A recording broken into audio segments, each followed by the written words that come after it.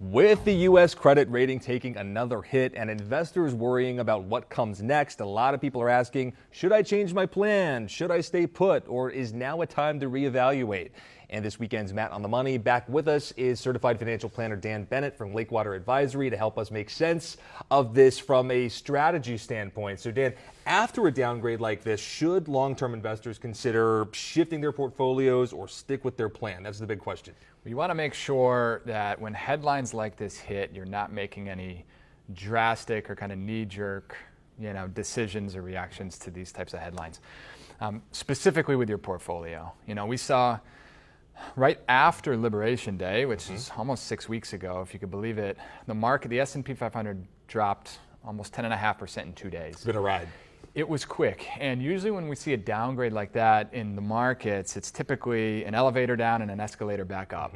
But what we saw was an elevator down and an elevator back up. The recovery has been pretty significant. So I think for a lot of people, if you were nervous during that time, if you had a hard time sleeping, if you were stressed, if you were about to hit that proverbial panic sell button, now might be a really good opportunity to reevaluate your portfolio and determine, is the amount of risk that I'm taking really suitable for the situation that I'm in right now?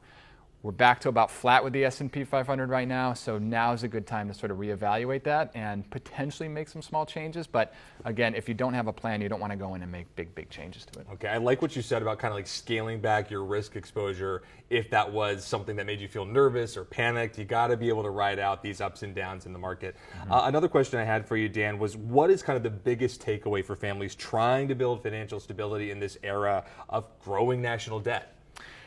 Well, I think number one, it's important to have a plan, to have a financial plan. And you don't have to have a, elaborate 35-page financial plan. Every family can kind of sit down either with their spouse or with their self or with their professional and have a good, clear understanding of where they are today, where they ultimately want to be in the future, maybe a vague kind of goal or objectives in the future, and then minor course corrections along the way and action items to get there. I mean, things are going to change, and your life's going to change, tax laws are going to change, income is going to change, family's going to change.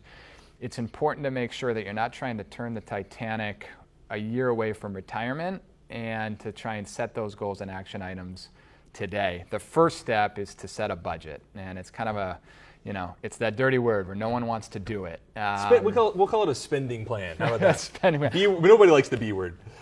Nobody likes the B word, but budget, bad, not fun. Budget with maybe a glass of wine might be a little bit easier. Make it a family event. Yes. Spousal event. Yes, exactly.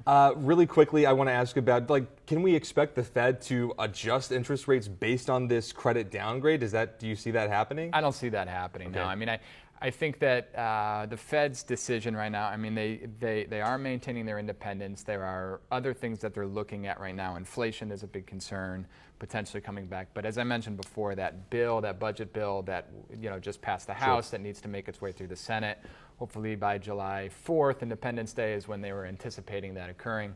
That may lead them to potentially make that decision to cut or to keep. Expert insight. Thank you so much. It's sound advice for kind of uncertain times. We want to thank you again, Dan Bennett with Lakewater Advisory. We'll have you back for sure.